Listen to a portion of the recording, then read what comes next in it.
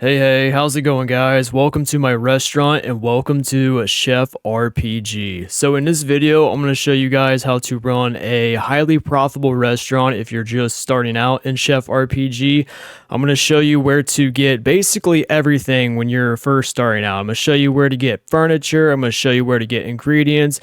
I'm going to show you how to run the restaurant, how everything basically works.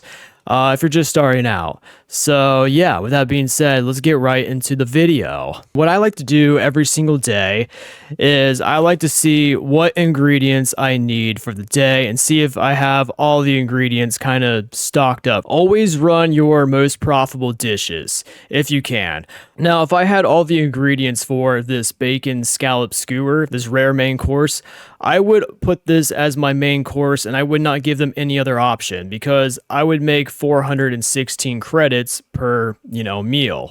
So basically just don't give them a cheaper option. They'll have no choice but to pay for the more expensive option. Now, if you're just starting out, you're not going to have rare recipes. You're going to start out with grilled cranberry carrots and the peppercorn elk steak. Obviously, do the peppercorn elk steak because you get 117 credits per meal versus 62 credits. It just kind of makes sense to roll with this one right here. So right now I have a common chef who has a obsessive personality, and I also have 2 waiters right now. So my common chef costs me 43 credits an hour, my common waiter costs me 62 credits an hour, and my other common waiter cost me 34 credits an hour. Now, if you ever want to hire some new staff, you go over to this recruit page right here. And if nothing shows up for you, all you gotta do is hit this refresh button. It'll cost 500 credits, but it'll give you another role. So you'll get some new people to kind of choose from. But anyway, let's go ahead and open up this restaurant and I'll kind of walk you through my process. The more tables, the more chairs you have, the more customers you will have. So if you're having trouble keeping up with things, just delete some chairs and some tables, kind of slow things down a little bit, or you can hire some more staff. Really up to you. But let's go ahead and cook this appetizer right here. Now, in order to make an appetizer, you're going to need a chef counter, which is this right here.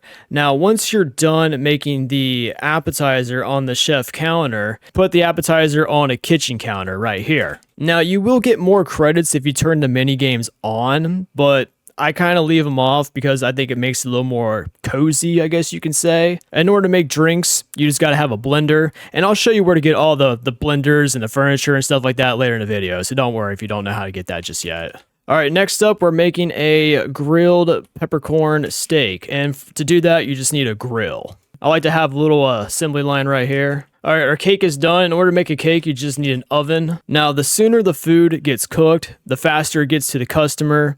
The sooner they leave, the sooner more customers come in, the more money you make. If customers have a long wait time and your staff is sleeping, that's wages being paid without any return.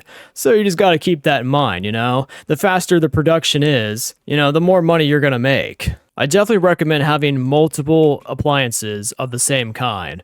Get yourself 3 or 4 counters, get yourself a couple grills, get yourself a couple blenders.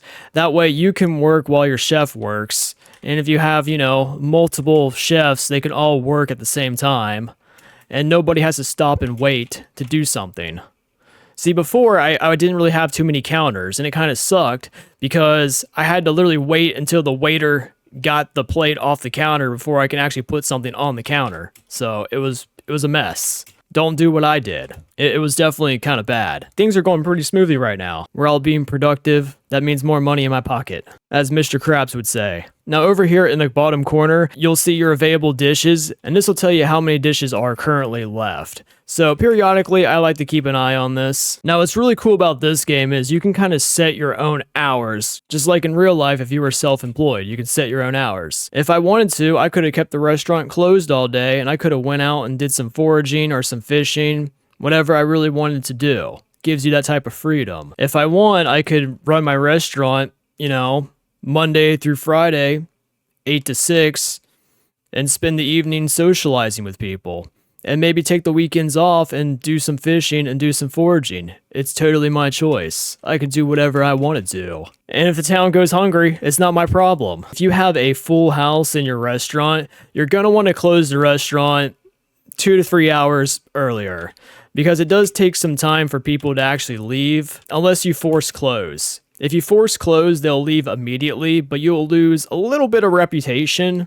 Sometimes it's totally worth it to do that because your game could be bugged and they may never leave. And you'll just sit there, wait for them to leave, and you'll pass out in your restaurant and you'll just lose everything. Well, you won't lose everything, but you won't make any profits that day. And you'll wake up 2 days later in the future and it's just like a wasted day, you know? Let's go ahead and close the restaurant. We're gonna close a little bit earlier today. If it's like 11, 12 o'clock and people are still in your restaurant, I would just force close it because that's running that's a little too risky. Because as we know, we'll pass out at 1 a.m. Okay, we have one more customer. Get out, bro. Time's up. Oh yeah, of course. You gotta have your cake. Yeah, I literally did the close at 6 p.m. and it's 9 p.m. right now, so that's crazy. About time you get out of here. All right, so I made about $5,308 profit.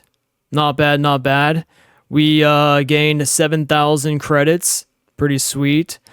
We served 23 of these shrimp appetizers, 24 peppercorn elk steak, 14 apple pie desserts, and 11 dark berry punch.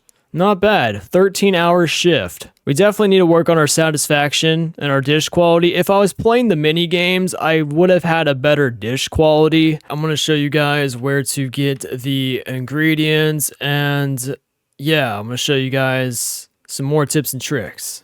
All right, now I highly recommend talking to everybody. All right, even if you don't read the dialogue, because ever since the newest patch number 7, leveling's changed a little bit, and the only way to really get your social up is by talking to people and giving them gifts. So yeah, now this milk and wheat guy, this is where you get your stuff for your desserts and some drinks. The sugar cane is used in quite a bit of drinks. I do know that.